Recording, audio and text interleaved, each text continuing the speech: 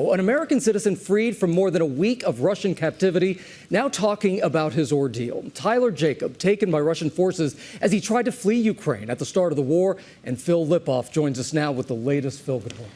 Hey, good morning, Gio, Eva, Whit. We talked to Tyler late last night. He tells us he was terrified the entire time.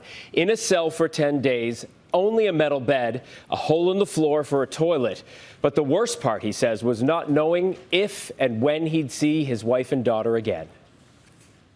This morning, Tyler Jacob is free after spending 10 days in Russian detention. He's now reunited with his family. Thinking constantly about my wife and daughter definitely made sitting in that jail cell for 20 hours a day staring at the ceiling a lot easier. While trying to leave Ukraine with his family earlier this month, Jacob was detained at a security checkpoint in Crimea. They took me to a little cell essentially and told me I could sleep there because it was the only place they had with beds.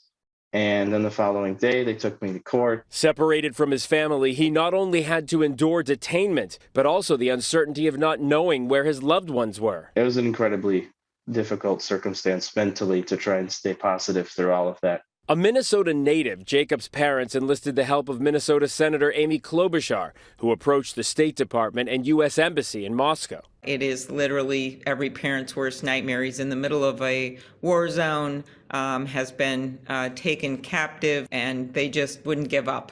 The senator crediting Jacob's parents for their persistence in bringing him home. It's pushed me to even try harder to make sure that he came home safe.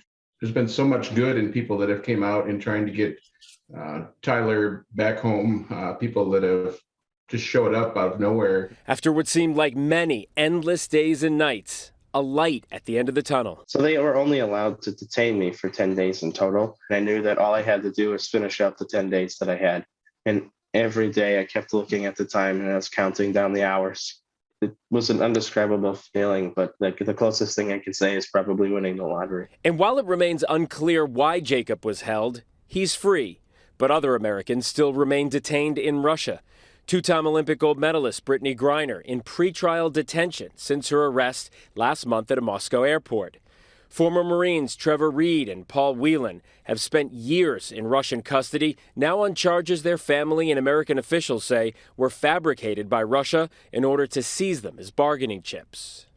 Tyler tells us his time in the military actually helped him get through that detention, but finally seeing his wife through a window at a cafe ordering food with his daughter, he says, was the single best feeling in his life. Now he says that life can go on after it just seemed to stop for 10 days. Whit? Incredible story. And as you pointed out there, Brittany Griner, Trevor Reed, Paul Whelan, still there fighting for their freedom to get back to the United States. To do. Phil, thank you so much. We appreciate it.